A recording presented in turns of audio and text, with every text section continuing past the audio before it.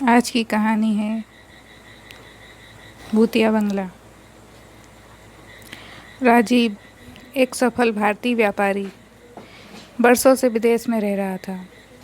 हाल ही में उसने भारत लौटने का फैसला किया और एक 200 साल पुराना बंगला खरीदा जो शहर से दूर एक सुनसान इलाके में था। यह बंगला बरसों से वीरान पड़ा था और कोई भी इसे खरीदने की हिम्मत नहीं करता था, लेकिन राजीव को पुरानी चीज़ों में दिलचस्पी थी, इसलिए उसने इसे खरीदने में कोई संकोच नहीं किया। बंगले का नाम काली हवेली था, लेकिन राजीव ने इस नाम की परवाह नहीं की।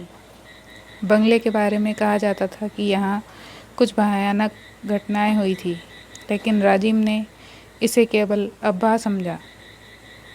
जब राजीव ने उस बंगले में प्रवेश किया तो उसे अजीब सी अनुभूति हुई। बंगले का वातावरण भारी और रहस्यमय था। वहाँ की दीवारें समय के साथ काली पड़ चुकी थी और फर्श पर धूल की मोटी परत जमी थी। लेकिन सबसे अजीब बात यह थी कि उसे ऐसा महसूस हो रहा था जैसे वह इस जगह को पहले से जानता हो। पहले कुछ दिनों तक सब कुछ सामान्य रहा, लेकिन धीरे धीरे अजीब घटनाएं होने लगी। रात के समय राजीव को बंगले में किसी के चलने की आवाज़ सुनाई देती। कभी कभी उसे ऐसा लगता जैसे कोई निगरानी कर रहा हो। वह यह सब सोचकर परेशान हो गया कि आखिर यह सब क्या हो रहा है। एक रात राजीव अपने कमरे में सो रहा था। राजीव को एक सपना आया। सपने में उसने देखा कि वह इसी बंगले में है, लेकिन वह एक अलग समय और स्थिति में है। उसके सामने एक खूबसूरत युवती खड़ी थी जिसकी आंखों में आंसू थे। युवती का नाम प्रियंका था। वह उससे कह रही थी, राजीव, तुमने मुझे क्यों छोड़ा। अचानक राजीव की नींद खुल गई और उसे एहसास हुआ कि यह सपना नहीं बल्कि एक याद है। उसने यह समझने की कोशिश की कि प्रियंका कौन थी और यह सब क्या हो रहा है। धीरे धीरे उसे अपने पिछले जन्म की बातें याद आने लगी। उसे याद आया कि वह प्रियंका पिछले जन्म में इसी बंगले में रहती थी।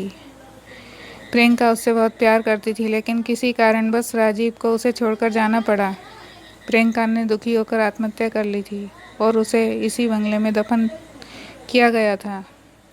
अब राजीव को समझ में आ गया कि वह क्यों इस बंगले की ओर आकर्षित हुआ था। उसकी आत्मा को यहाँ कुछ अधूरा महसूस हो रहा था और प्रियंका की आत्मा अभी भी इस बंगले में भटक रही थी, जो अपने प्रेमी का इंतजार कर रही थी। राजीव ने अपने दिल में गहरा दर्द महसूस किया। वह जानता था कि प्रियंका की आत्मा को शांति पाने के लिए उसकी मदद की ज़रूरत है।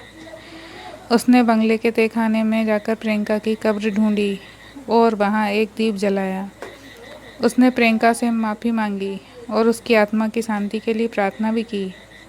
जैसे ही उसने ये किया, उसे अचानक बंगले के वातावरण में बदलाव महसूस हुआ। भारीपन गायब हो चुका था। एक हल्की ठंडी हवा ने उसे छू लिया। उसे प्रियंका की आत्मा का आभास हुआ, जैसे वह अब शांति से विदा ले रही हो। राजीव ने उस बंगले को छोड़ने का फैसला किया, लेकिन हमेशा के लिए उस जगह को छोड़ने से पहले प्रियंका की याद में वहाँ एक छोटा सा मंदिर बनवाया। राजीव ने अपने पिछले जन्म की गलती को सुधारते हुए प्रियंका की आत्मा को शांति दी। इस कहानी से सीख मिलती है कि प्रेम और आत्मा का बंधन समय और जीवन की सीमाओं से परे होता है और हमें अपने कर्तव्यों का हर जन्म में निभाने की कोशिश करनी चाहिए।